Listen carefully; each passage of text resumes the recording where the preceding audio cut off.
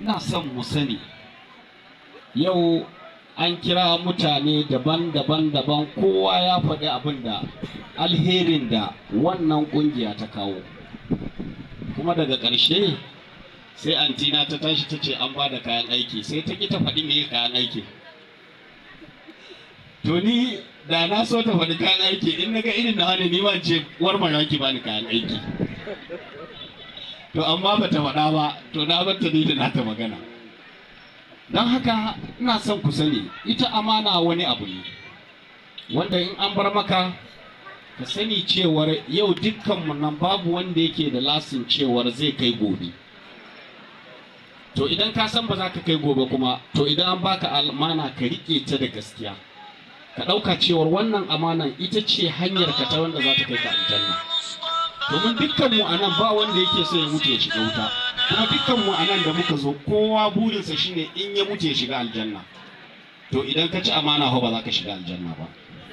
Don haka ina son idan aka baka amana to ka isar da amana. Idan ka koyi abu daya to ka koyar, domin ita ne wannan channel of communication shine yake kawo zaman lafiya. A nan anti ta ce mana yanzu aure lafiya ba ta da shari'an aure ya mutu, ba ta da shari'an kaza. To kun ga duka dai kamar inda wata yar uwa ta mata abu nan ta ce wai hannu ɗaya baya ɗaukan jinka, kuma gaskiya ne. Idan mata kika taimaka, ni a matsayina namiji na taimaka, to gaskiya ina gaya muku za a samu al'umma mai kyau.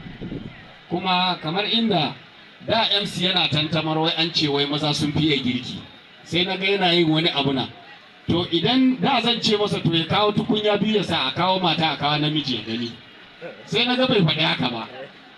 To amma yanzu dukkan ku yi haƙuri, dama ba ku san ita uwar marayu ta tafi ne, to mu ma yanda da suka ɗaure ta da kafin madaki suka ɗaure ta, mu ma za mu ɗaure ta ta zauna a to.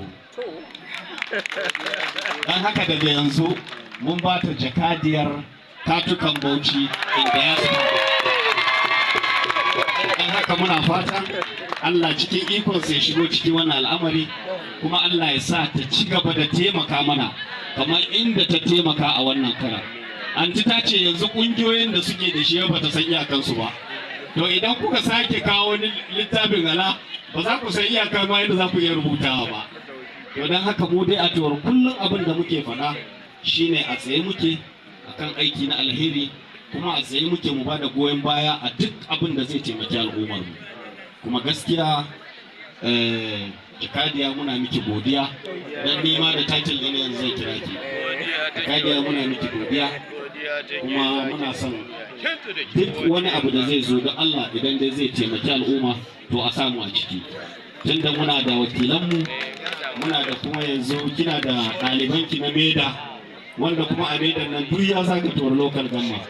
To ina son ko dutse kika wurgo, in Allah da wata yar MEDA za ta karɓa ta ce a anti ne ta wurgo wannan, to Allah ya taimake mu da wannan nake mana fatan alheri.